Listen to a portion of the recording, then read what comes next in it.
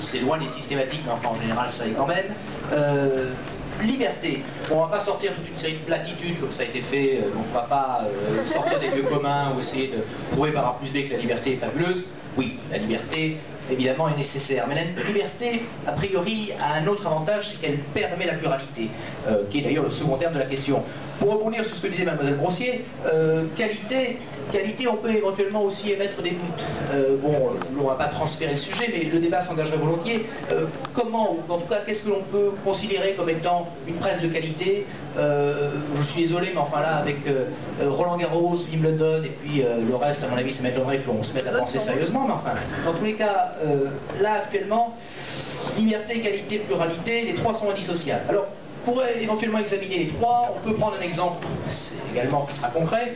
Par exemple, éventuellement, le festival, d'ailleurs, qui va intéresser nos collègues stéphanois, le festival qui a lieu chaque année dans notre ville à Avignon, dans le cadre du mois de juillet, et qui, justement, est une belle représentation, en tout cas incarne cette pluralité, cette qualité et cette liberté. Ce festival incarne une liberté, effectivement oui, puisqu'il n'y a quasiment pas de comité de censure, il y a un comité du festival qui ensuite sélectionne des œuvres, mais il est quand même composé de philosophes, de metteurs en scène et de penseurs qui, a priori, participent dans tous les cas à la vie intellectuelle de notre région et a priori on peut tout à fait leur faire confiance. Pluralité, c'est le cas de le dire, le Festival d'Avignon est un parfait exemple. En combinant in et off, on a plus d'1 millier de spectacles, donc c'est quand même assez conséquent, c'est d'ailleurs pour cela que nous avons une renommée qui est mondiale. Donc oui, effectivement, la liberté permet la pluralité. Ensuite, la qualité.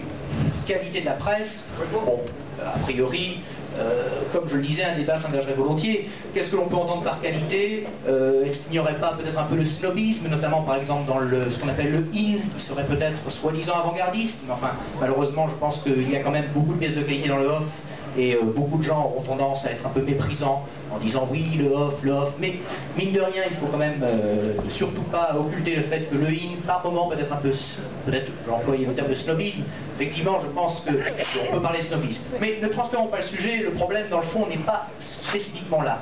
Il y a quand même des conditions, encore une fois, qui sont morales, qui sont des questions d'exigence, et qui doivent intervenir si l'on est un minimum exigeant.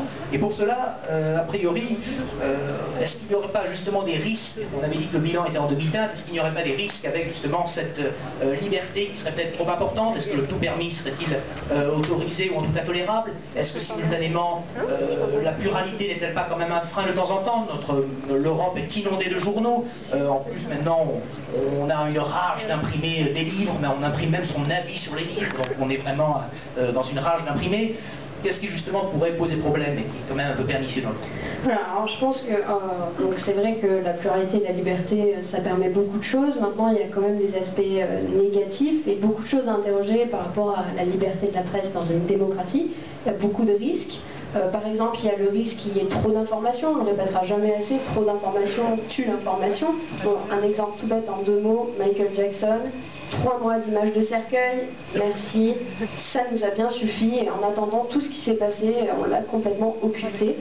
Donc risque de trop d'informations, et puis risque aussi d'informations, j'ai envie de dire bêtes, enfin en tout cas qui répondent à des attentes bêtes, c'est-à-dire des informations qui visent une certaine facilité. Encore ce risque de la démagogie, c'est-à-dire qu'on va dire ce que les gens ont envie de dire pour vendre, donc toujours aussi des préoccupations d'argent qui rendent le système pernicieux, oui. Et puis par rapport à cette démagogie, c'est sûr que quand on a le choix entre des magazines qui nous disent que tout va bien et qui nous montrent des femmes en maillot de bain, enfin pas pour moi mais pour les garçons ici par exemple, et un magazine plus, je vais dire intellectuel avec des gros guillemets, mais voilà, par rapport, je ne sais pas si vous avez lu Pascal, le divertissement, tout ça, bon, c'est sûr qu'on va choisir plutôt ce qui est gentil, voilà, merci les littéraires. Et donc ce risque de la démagogie, et puis risque aussi qu'on a tendance aujourd'hui à dire que tout est culturel, et on perd totalement de vue ce qui est essentiel à la démocratie, c'est-à-dire l'éducation.